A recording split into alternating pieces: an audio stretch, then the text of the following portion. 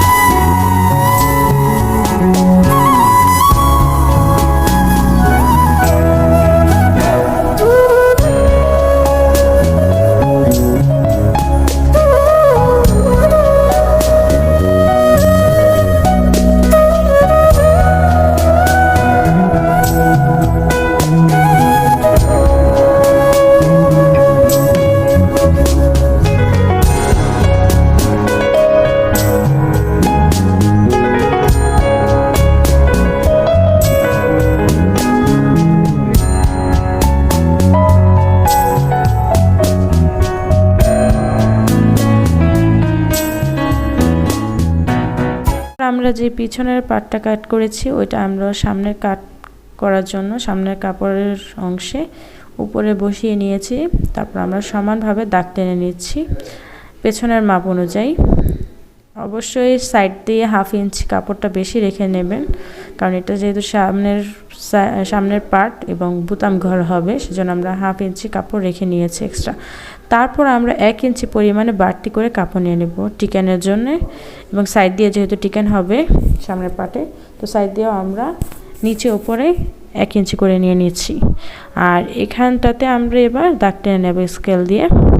তো সামনের পার্টটা একটু বড়ই হয় সবসময়, পিছনের পার্ট থেকে 1 ইঞ্চি কাপড় বাড়িয়ে দিয়ে আমরা নিয়ে নিলাম। সামনের পার্টে যেহেতু তালপাড় কাটতে হয়, তো আমরা ব্লাউজে এখানে 1.5 ইঞ্চি পরিমাণে আমরা বাড়তি ভিতরের দিকে নিচ্ছি। আমরাও পেছনের পার্টে কিন্তু 1.5 ইঞ্চি পরিমাণ রেখেছিলাম, তো সামনের পার্টটাতে এবার আমরা 1.5 ইঞ্চির পরিমাণে তালপাড় ভিতরের দিকে কেটে নেব। এবার গলা কাটার সময়, গলা না, এটা হচ্ছে আমরা টিকেনের জন্য নিচ্ছি উপর থেকে 9 ইঞ্চি। আপনারা টিকেনটা যারা বোঝেন না, আমি একটা ফুল ডেসক্রিপশন দিয়ে একটা ভিডিও দিয়েছি, আশা রাখছি ওই ভিডিওটা দেখবেন। ওই ভিডিওটা দেখলে যে কোনো মানুষেরই এই টিকেন নিয়ে আর কোনো ঝামেলা হবে না। আমি নিজের আর্ট মতো আমি এখানে দাগ টেনে নিচ্ছি, আপনারা বুঝবেন না, তাই আমি ওই ভিডিওটা উপরে লিঙ্কে দিয়ে আসবো ডেসক্রিপশন বক্সে, আপনারা ওইখান থেকে কালেক্ট করে নেবেন। ভিডিওটা দেখলে ইনশাল্লাহ আমি 100% বলতে পারি যে কোনো মানুষ বুঝতে পারবে। তো গলার জন্য আমরা 3 ইঞ্চি যেহেতু, তো গলাটা এটা কলার গলা হবে, তো আমি ভি শেপ দিয়ে আমরা গলাটাকে কাট করে নিলাম।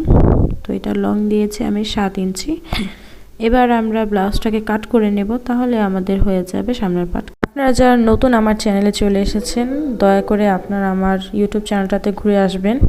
এই প্রথম আমি ব্লাউজ নিয়ে ভিডিও দিলাম, যদি কোনো ভুল ত্রুটি হয়ে থাকে আমাকে ক্ষমার দৃষ্টিতে দেখবেন।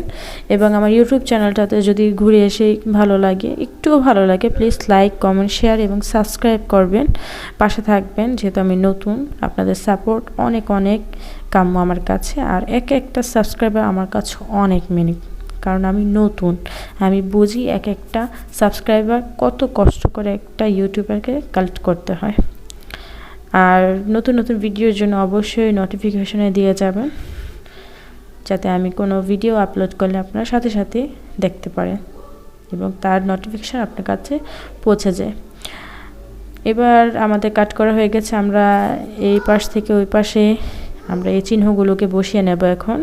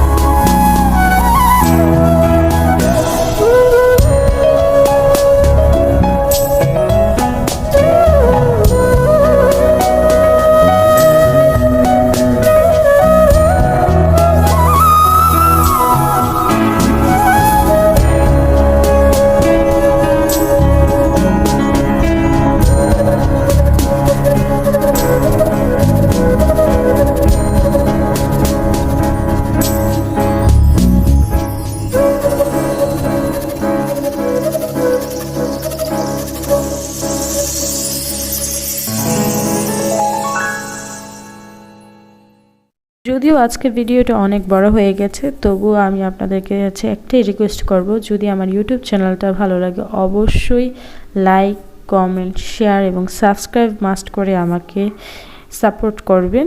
আপনাদের একটা সাপোর্ট আমার কাছে অনেক। আর বেশি বকবক করব না, অনেক শিখছিলাম তাই ভিডিও আপলোড করতে পারি, অনেক দিন পর ভিডিও আপলোড করলাম।